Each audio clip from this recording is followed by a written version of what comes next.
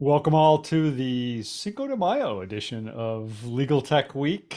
This is the show where we talk about the top stories of the week in legal tech innovation. I'm Bob Ambrogi. I write the blog Law Sites and have the podcast Law Next and the Legal Tech Directory Law Next. And our panelists today, Gene, why don't you kick it off?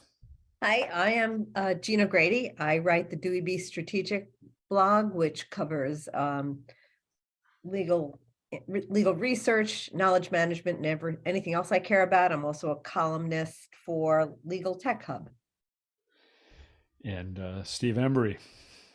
Hi, Steve Embry. I write the blog Tech Law Crossroads, which is about technology and legal innovation. And like Gene, anything else I want to write about. Something, when you get a certain age, you can get away with that, right?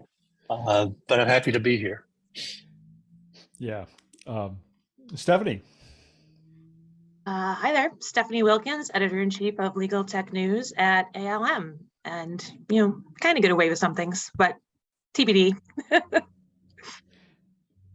Joe Patrice.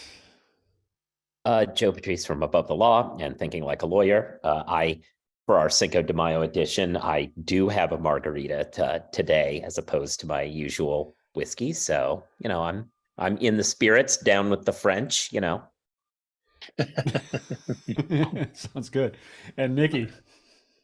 I am Niki Black. I'm the SME and external education head at My Case and LawPay. Parent company is Affinipay, and I write legal tech columns for ABA Journal, Above the Law, Daily Record, and I'm just drinking sparkling water.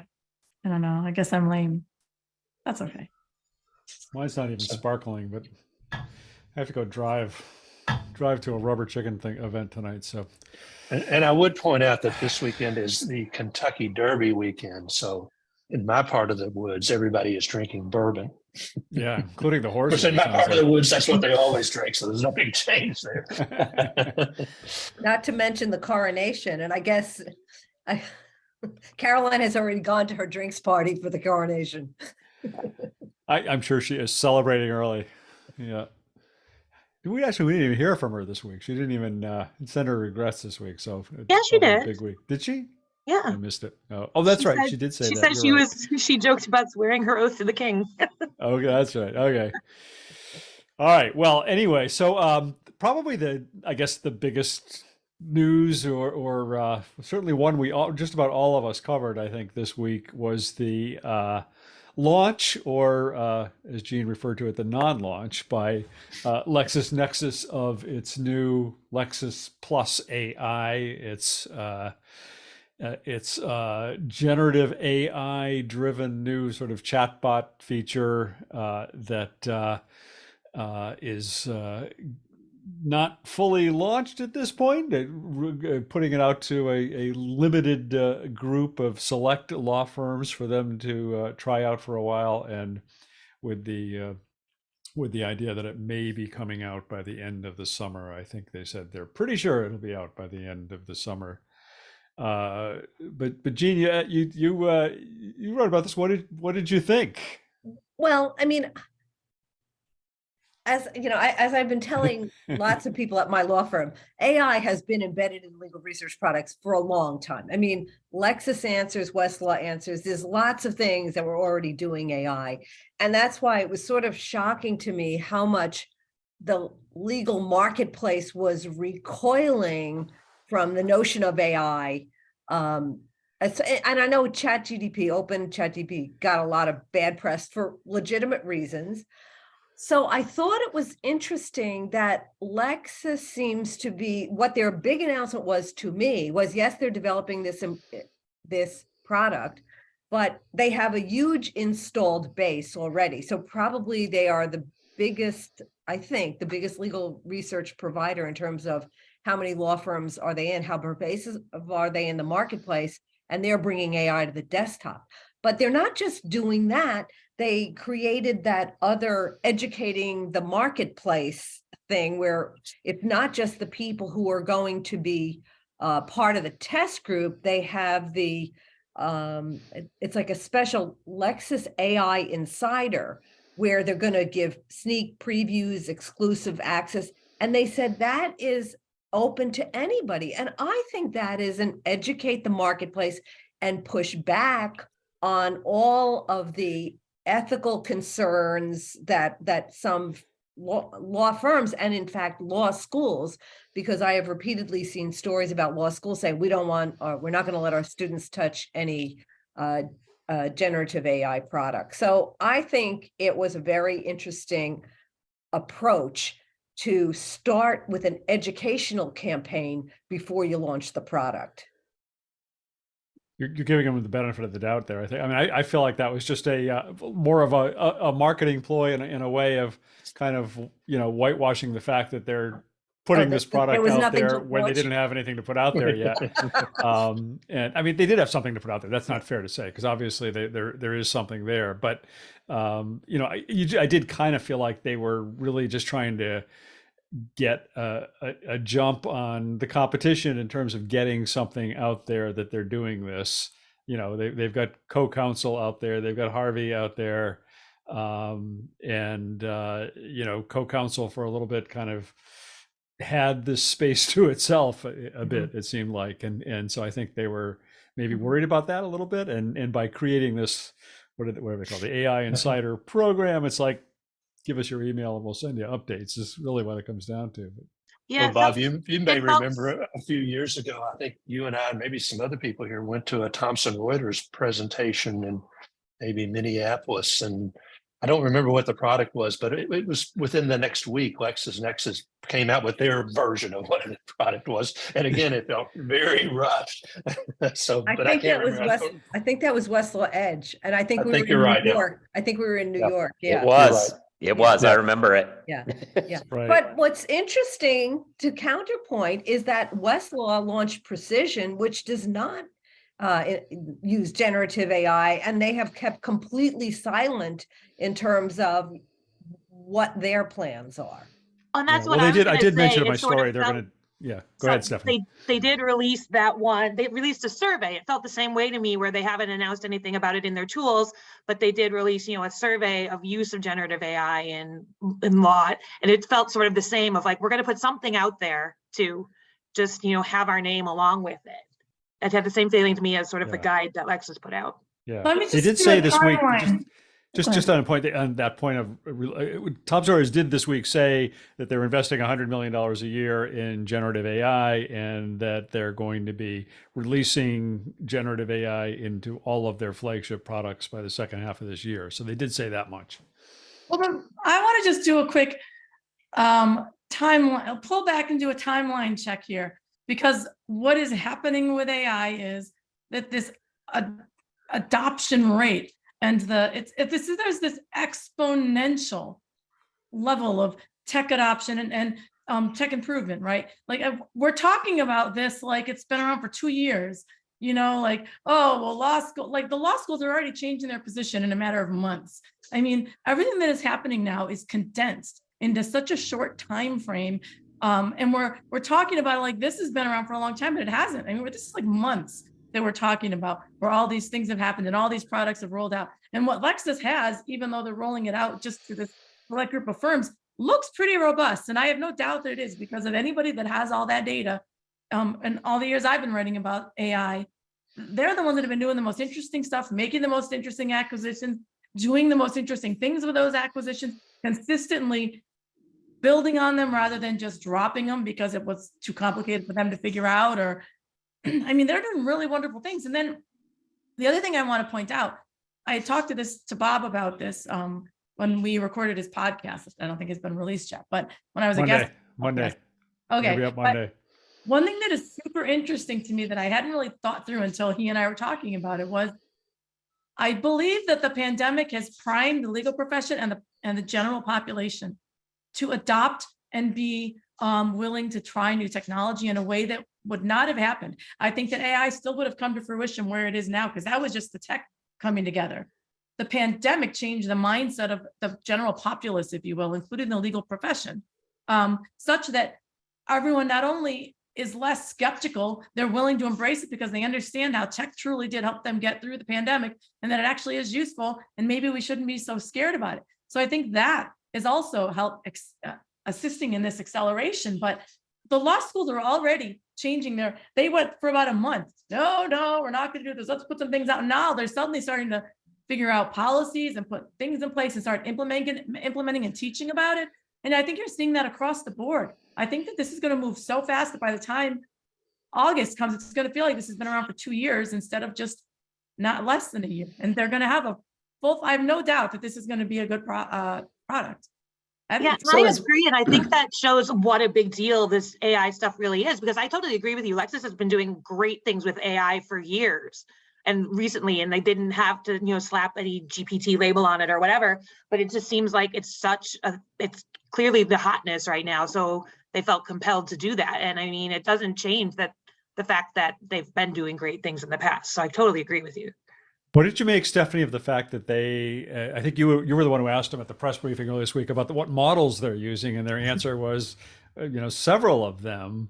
I'm always the one that asked that question at the press briefing. Well, that was a good question. And I mean, I think so many of us are kind of just assuming they're using GPT or something. And they say, well, some of it GPT 3.5, some of it 4, and some other vendors' models. And somebody I talked to said, is that a way of saving money on their part, because it's really expensive to use GPT-4 and some of the other ones are less expensive? I mean, do you think that's an actual product feature, or is that a way of LexisNexis cutting back on the cost of this? I mean, I can't answer for them, obviously, but I mean, there is value. I've talked to other people too. There is value to, using different models and having a model agnostic approach. And there are certain tasks for which you don't need, the horsepower of GPT-4. It's kind of overkill. So, I mean, it could be that. It could be, there's proprietary stuff. It could be they don't really want to let people know yet because it is just a rollout and it is kind of like this competition. And I mean, look, if the whole thing was run on GPT-4, clearly that would have been a very clear answer. So it's clearly not. And the reasoning, I don't want to assign reasoning to them, whether it could go either way, kind of is my answer. Yeah. I guess, and I would just sort of, in response to Niki's comment, which I hope is absolutely correct. It's just that, I've been accepting change in the legal profession for a long time, and it never seems to really happen. And query whether this will be the thing that changes. I think the law school and the people coming out of law school will be adopters.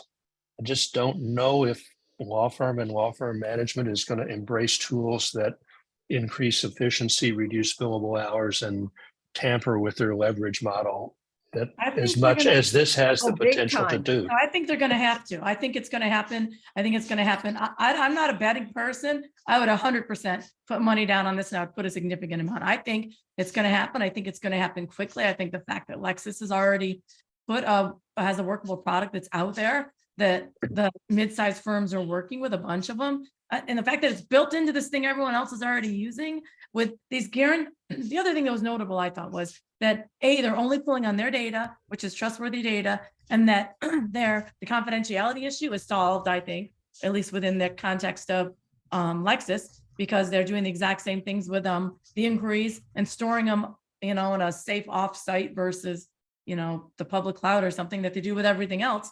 And so they solve those problems. It's already built into tools everyone's using, and the productivity and the benefits are so evident, and everyone's going to just feel they're going to use it, whether the firms say they should or shouldn't.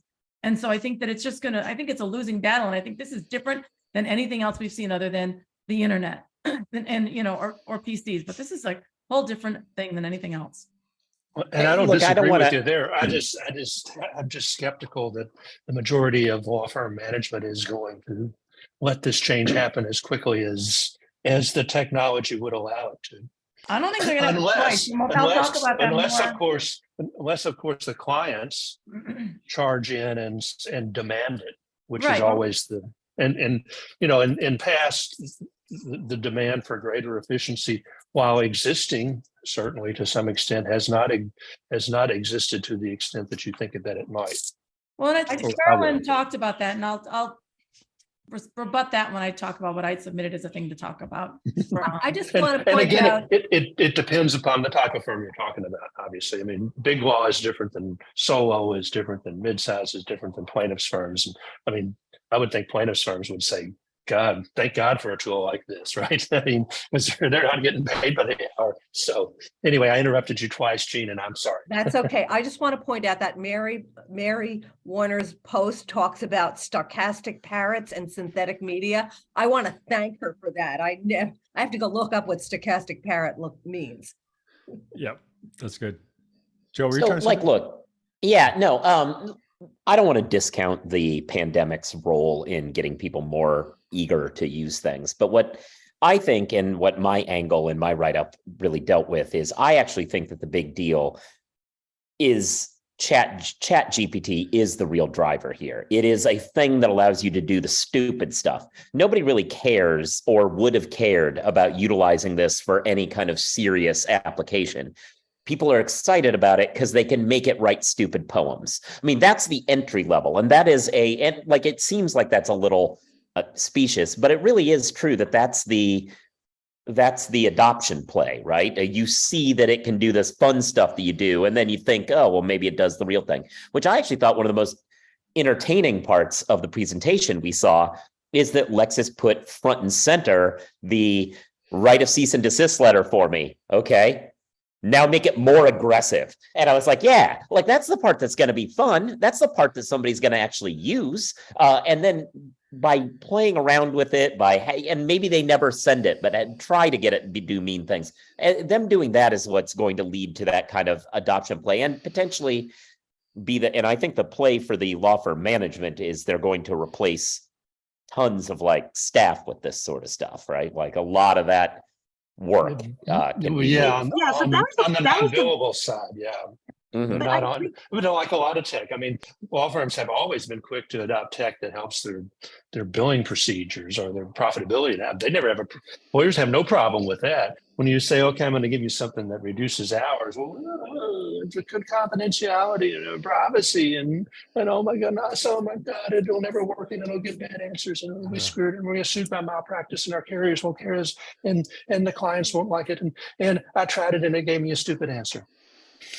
Well, believe it or not, this is not the only GPT-related topic we have to talk about today. But one question I just want to ask people before we leave the Lexis one is, was anybody bothered by the fact or suspicious of the fact that they didn't give any of us access to try out the product? I mean, it's generally when Thomson Reuters puts out a new version of Westlaw or whatever else, they immediately give us all passwords to try it out. And none of that here. It's a very controlled media event. We got to see Jeff Pfeiffer doing a couple of presentations, which were clearly planned out in advance. I'm always curious. I'm always a little suspicious when that's the case. I don't know what I'm suspicious of exactly, but that maybe it's not quite ready for prime time. well, exactly. Like clearly, if they gave it to us, something could have gone majorly wrong and they didn't want us writing about it. And Yeah. that's okay. I'll give them time to perfect it. Yeah. All right. Well, so to Niki's point, Niki, you were alluding to the fact that your story choice this week kind of followed up on a little bit of what we've been talking about here. So why don't you go to that? All right. Well, so my co-author and good friend Carolyn Elephant published a post on her blog, My Shingle, and I'll pop it into the chat. And I thought that it was very prescient. I never get that word right.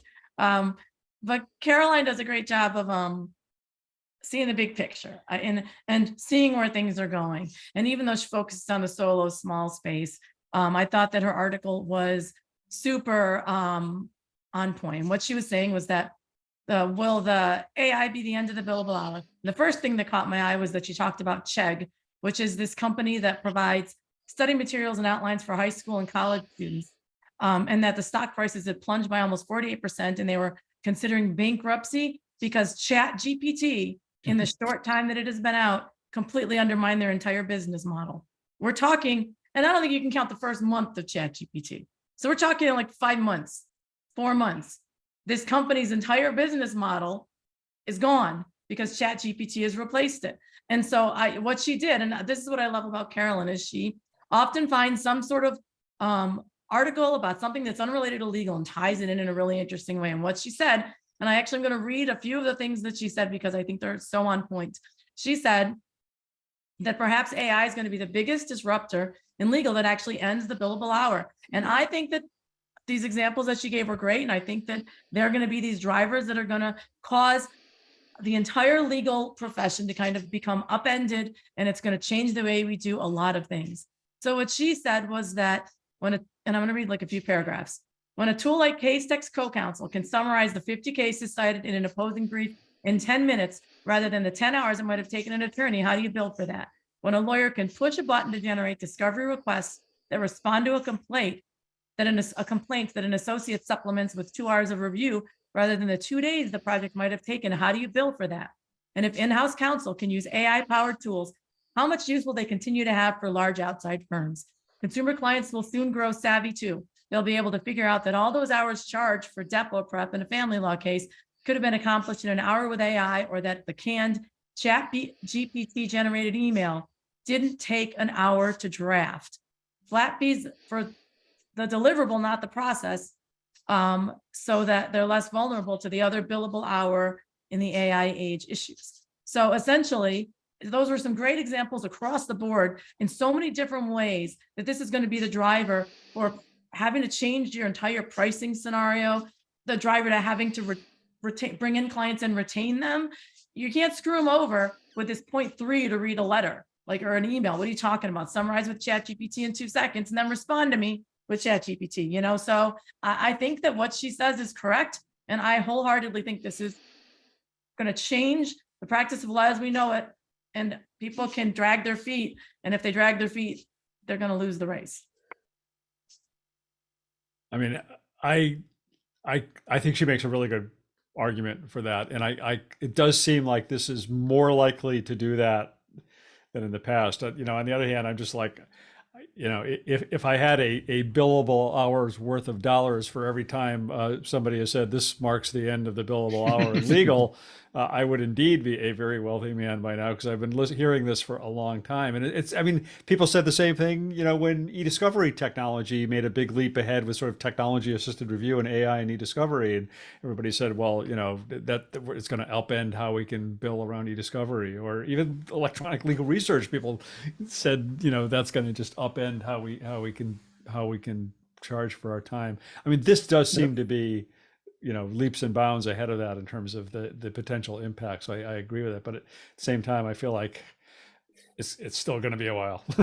Well, I mean, and a large part of the problem is particularly in large law firms. And I think she makes a good point about the opportunity for small law firms and solo shops to take advantage of these tools.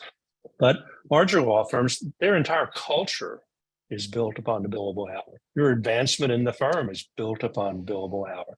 Your compensation as a partner is in large part based upon billable hours, or the business as reflected by the number of hours on the matter. And so when you start talking to law firms, let's do an alternative fee, their first thing is, how many hours is that going to take me to get the job done? And then I'm 10% on top of that, so I'll make a little money. Well, and which, is not exactly the right way to calculate, what it's going to cost you as a firm to do a job, as opposed to what you're going to bill for. So it could be a game changer. I wonder about the speed, that the ripple effect that it's going to take throughout the system, particularly where you don't have in-house counsel demanding it. And you make a good point. Yes, in-house counsel could say, I'm not going to let you get away with charging 0.3 to do something ChatGPT did. On the other hand, you question a lawyer, what was the 3.34? Well, it was, you got to verify what ChatGPT tells you.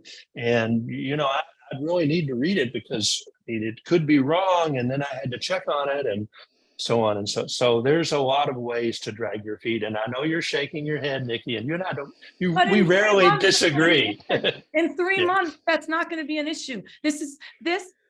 I did like a chart for a presentation I created about how I used adoption rates. I think I talked about this last time, like how long it took ChatGPT to have 100 million compared to reach 100 million compared to like Facebook or Twitter or whatever. And when you look at Moore's law, before ChatGPT even came along, all the data on Moore's law is showing that the first decade of 2010, second decade, third decade, now we just start to go off the charts. We are in that off the charts territory where what's the issues now are not going to be issues in 2 months. I mean, this is happening so fast that they're going to start fixing, whether actually in ChatGPT or with Lexis coming out with it, and other companies where you can trust the output and those hallucinations are significantly reduced. That's not even going to be an issue. So they may want to use that as they're going to hang their hat on now, but it's not going to be something available in 2 or 3 months, I would argue. I mean, this is a whole different thing.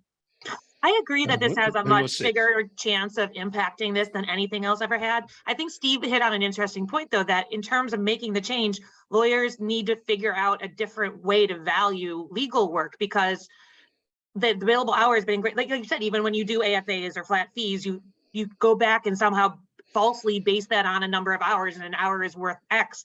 So what do we now program lawyers to use as their base unit for valuing legal work? Because it's going to have to be something else, and I don't know what it is.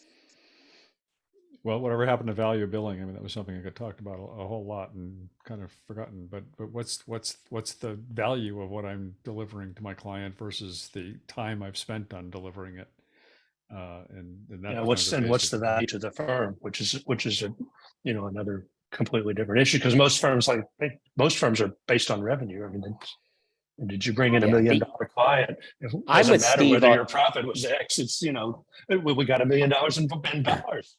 We can I'm with Steve on the idea that the internal accounting issue is what's going to slow things up. Like, it is very difficult for these firms to rework themselves to financially operate on anything but the billable hour. Obviously, clients will do what they can, but yeah, I think that's going to be the holdup. I don't think there may be technical reasons they can move quicker, but that's going to take a long time, I think.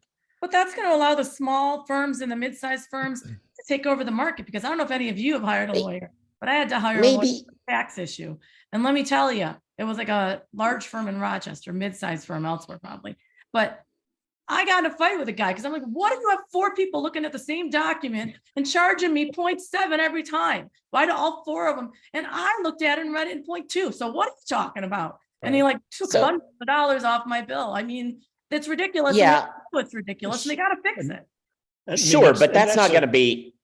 Yeah, that exists, but the top tier, where the nobody gets fired for hiring Cravath group of people, where they easily could get just as good a representation hiring somebody mid-sized, and they never do, because they have to justify to a board and shareholders that they did the best.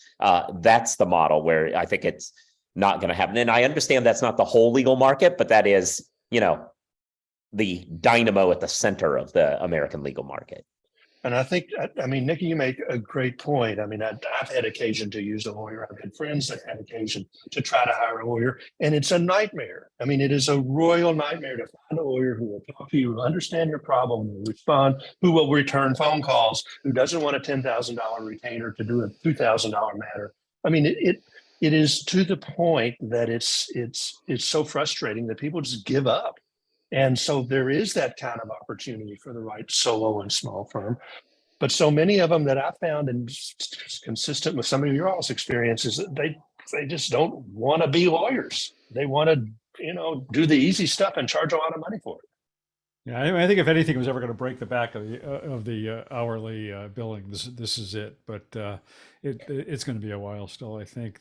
Another big issue that I thought, something that came up during the Lexis briefing, is this issue of what data are you sending off to OpenAI or whatever else when you're using something like ChatGPT. And in Lexis's case, they said you're not. We've designed it so that your data, the individual user's usage is private to them, and nobody else has access to that. But Stephanie, you wrote about a really interesting new product this week that is designed to address that specific problem. Yeah, LLM Shield is actually really cool.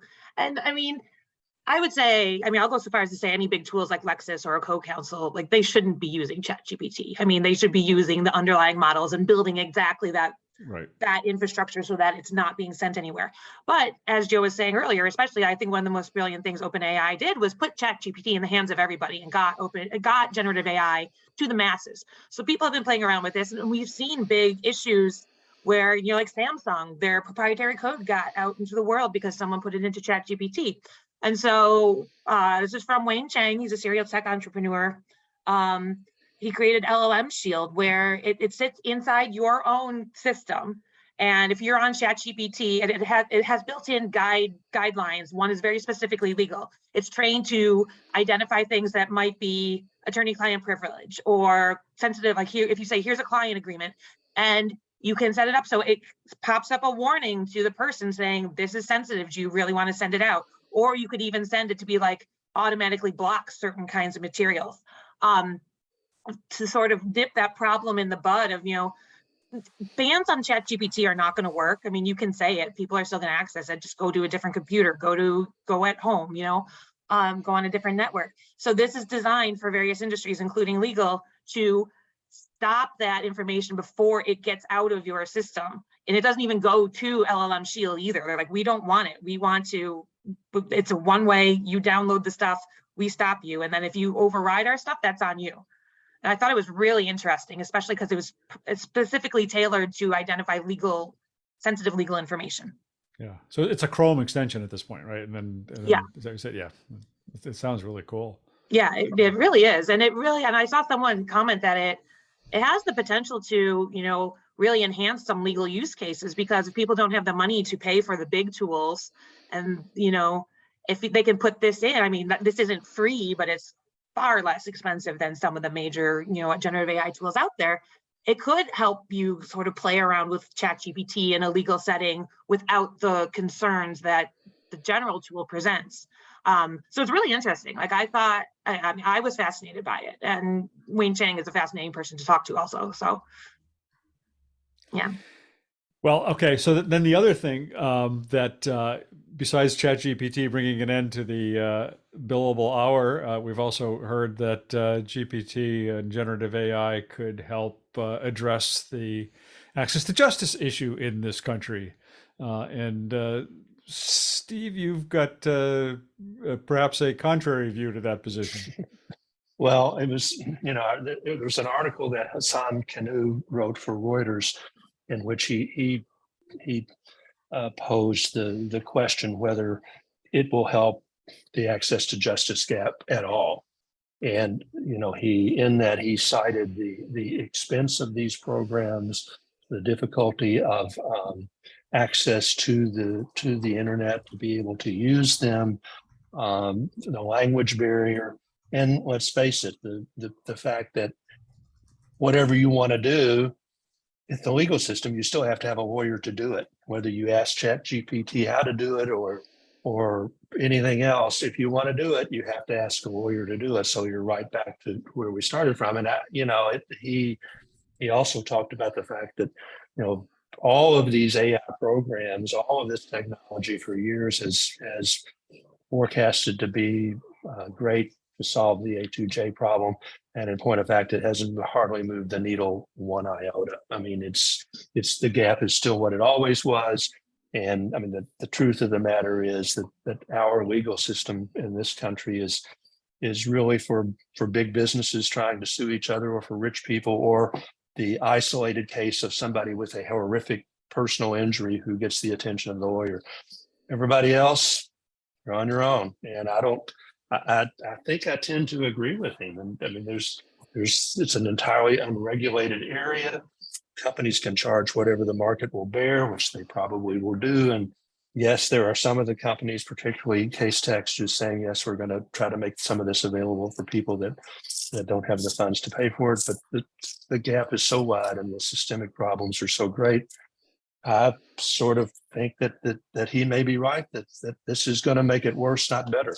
I mean, it's the haves of the legal world will have greater tools. The have-nots will still have none. So at best, they don't get hurt. At worst, they're in a worse position than they ever were. I mean, the legal aid of the world can't get enough funding to hire enough lawyers to even serve the basic needs that there are now. Are we going to, as a society, give them more funds to buy some of these generative AI models so they can do their work faster and better?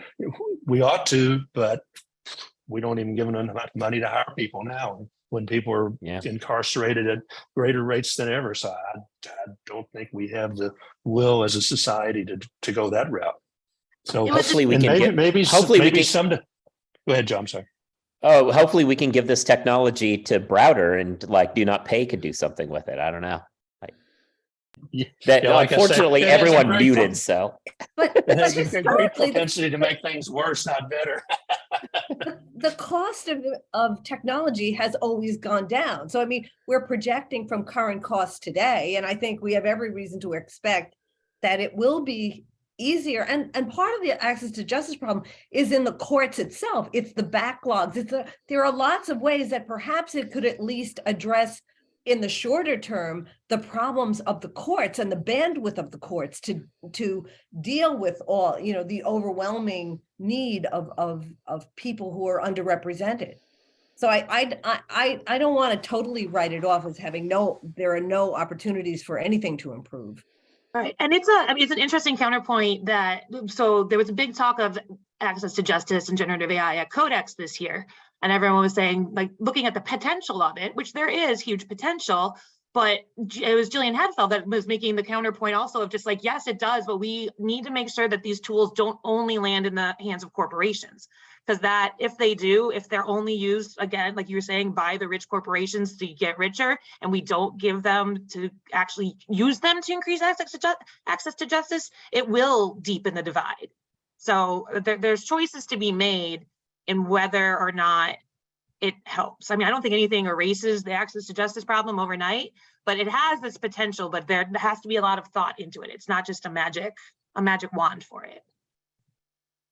I think that, I mean, this has been a problem with legal technology all along. I mean, I've talked before on this show about the issue that investment dollars go into tech that's going to be sold to big corporations and big law firms because that's where the money is, and you go where the money is. And there's been a lot less investment in justice tech or in tech for access to justice. But at the same time, it seems like what this new breed of AI does do is perhaps make it easier and less expensive to develop some of the tools that can be pointed at the justice community, the sort of the access to justice community. And maybe it, ultimately, while full use of GPT-4, the API and everything else is very expensive, but I think that this technology offers the promise of lowering the cost of entry to develop tools that can be really effective in serving consumers around legal issues. I think the essay was really good in Reuters, but I feel like it kind of misses that point. I think that's an important one. And some of it will come from the companies agreeing to let their tools be used too. I mean, I just did a little passion project 3-part series because I got 3 different stories in at the same time about different legal tech companies having their tech used by various innocence projects and how that has panned out. And one of them is, Clio has a new podcast, Relativity Justice for Change is doing it, and also Case Text Co-Counsel with the GPT-4 with the California Innocence Project. So yeah, again, those are isolated incidents, but a lot of it is going to have to come again from the people who have the money being willing to give it and let it be used, and it's going to be incremental. But I also, if you were able to, if we modified our unauthorized practice of law rules so you could have paraprofessionals that do more things like Alaska has done in some other states, then this becomes a very valuable tool. But if we're not willing to do that, you still have to go see a lawyer. Now, granted, if you're pulled over for a DUI, you can ask ChatGPT, what do I do now? And it'll say, well, contact your bar association, get a lawyer. Okay, well, that's a big help, right? Thank you very much, Yeah.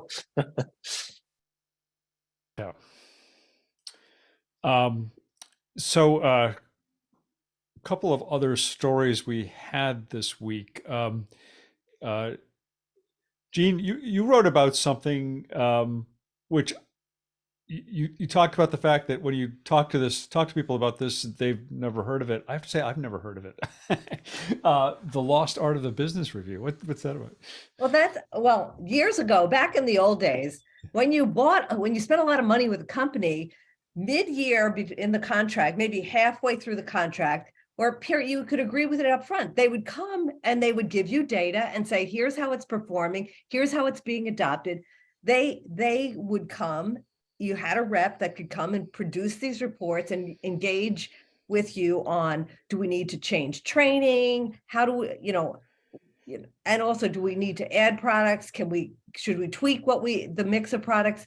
So what I have found is that as companies have gotten larger, they have less and less bandwidth to even support the customer. And I think a lot of it has to do with the absolute gutting of back offices. So after I explain to my reps what the business review is, like, you look at how much money how much money are we spending with you? How many products do we buy from you?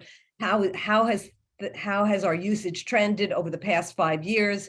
I actually did a checklist. I did a whole litany of issues that the vendor should come forth and produce data on. So after I explain it to the reps, usually they'll say to me, oh, well, I have to go and ask my back office. And then there's nobody in the back office that can give them the data about the usage or the users. So it's just been, for me, a really shocking decline, which I think is tied to the overall decline in customer support, where everyone wants to be more like Amazon. Everyone wants to automate everything having to do with customer service. And, when companies are spending millions of dollars on products, I don't think it's too much to ask to have a vendor come forward and do an analysis on a regular basis, and let's look at how the contract is performing. Let's look at our ROI. So that was what my post was about. Customer service. Yeah, the decline, the death. Don't get me started. See it every place. I have a few people who agreed with me. Thank you, Dan. Thank you, CJ. Interesting. And what else do we have here? We had I'll just mention the story I wrote this week about the American Association of Law Libraries came out with their sort of a state of the industry, state of the profession report. This is the third time they've done that, and it's it's a very comprehensive survey of the role of law librarians in different sectors, in the private corporate sector, in government sector, and in academic sector. And it's actually 3 different surveys kind of mashed up into one report, because they do separate surveys for each of those 3 sectors with different questions. But I think the thing that always jumps out at me about this, and I mean, and maybe it's become obvious at this point, but it hasn't always been obvious, is of the critical role that law librarians play in technology selection and use and deployment and adoption at wherever they work, and maybe particularly in private firms. And I mean, Gene, you would know this better than anybody here, but they're very much involved in vetting technology, in setting up contracts around technology, and not just legal research technology or something like that, which is, I think, what a lot of people think, but really across the board in a lot of settings. So, I mean, it's something I've written about before. It's something I think is notable. It's one of the reasons I find the AALL conference so good, which is, by the way, coming up in June in a not too far down the road. July. Yeah, sorry, July. But in Boston, so I won't have to drive far, which is a good thing. So I don't know. It's worth it. Yeah. I'll add my 2 cents to that. I mean, because I think almost law libraries were the place where the internet came into law firms. I mean, almost everybody I know was the first person to find a phone line and connect it to the internet, and that's before the World Wide Web. Another interesting factoid is that, because I used to hear about this, I don't want to tell you when I was getting my MLS, but it was a long time ago, and they kept talking about networks. And one of the original networks was OCLC, which started in Ohio in 1967, which was to share cataloging data among universities. But the other interesting factoid is that is the exact same year and the exact same state that OBAR started, which was the predecessor to Lexis. So I don't know what was in the water in Ohio, but a lot of technology innovation happened in 1967 in Ohio, which is the lake literally caught on fire. So, and I don't know.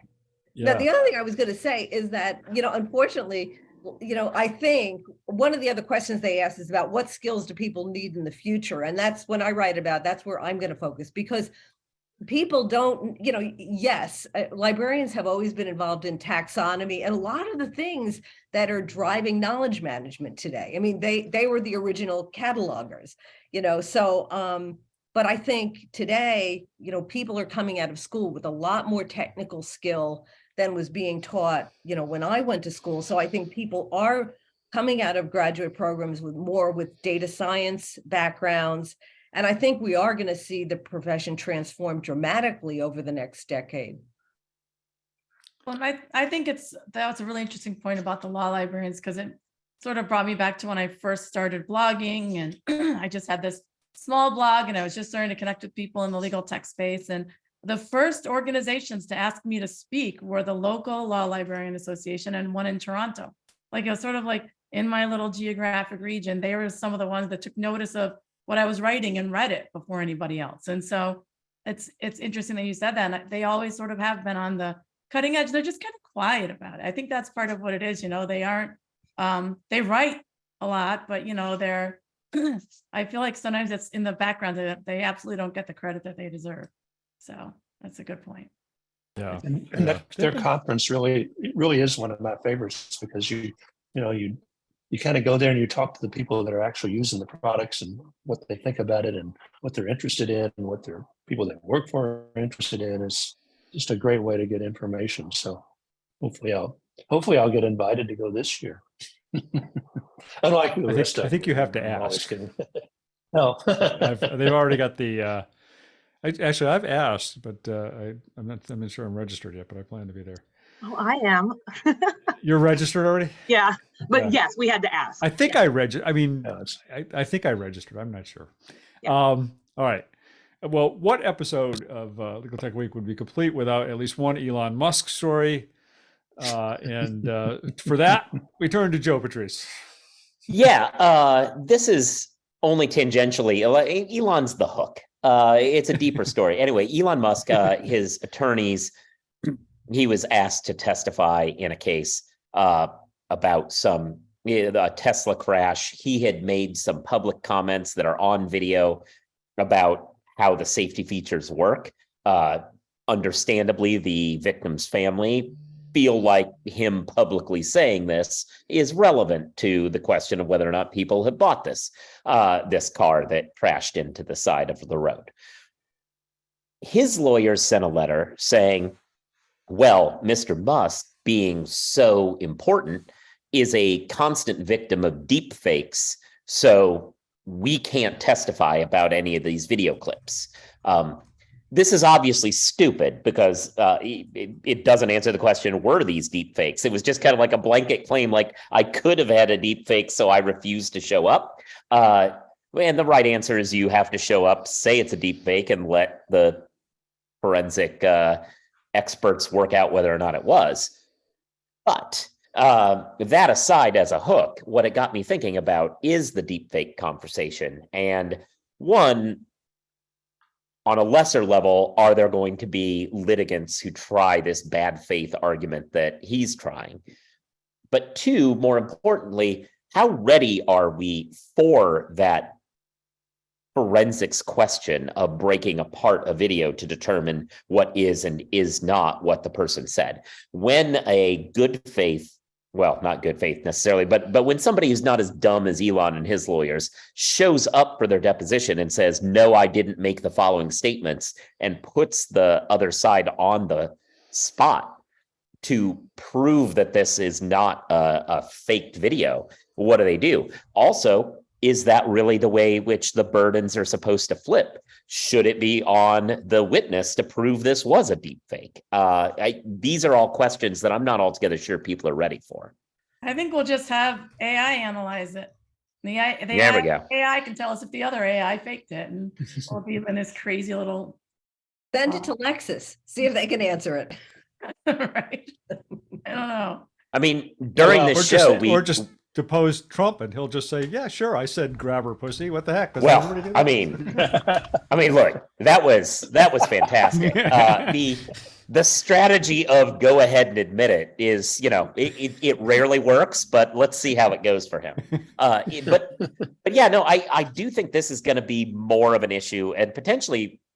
Here, I'll be controversial, potentially a faster moving issue than even this GPT taking over law firm stuff, because I think these deep fakes, especially in just audio, video is pretty good too, but really on just audio, have gotten so sophisticated.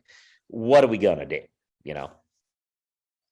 Yeah, I've been worried about this for a while, because I think that, the judges, for the most part, are not prepared to do this analysis. And how are you going to make these determinations? The standard has always been, is this thing what it purports to be? How do you decide that?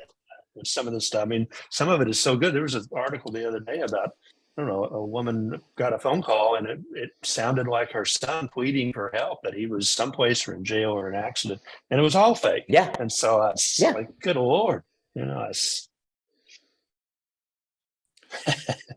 somebody in the chat has asked if we're all real. Only Niki is the only real one here. What are you talking about? That's her avatar. She lives in a simulation. Her avatar. Well, Right, let's see if I'm Niki's getting real. really- Niki, pull one of those books off the shelf and read it to us, would you? Oh, we don't know if the books are real. They're not real. Those are not real. I don't color code my books that way. I don't have the patience. All right.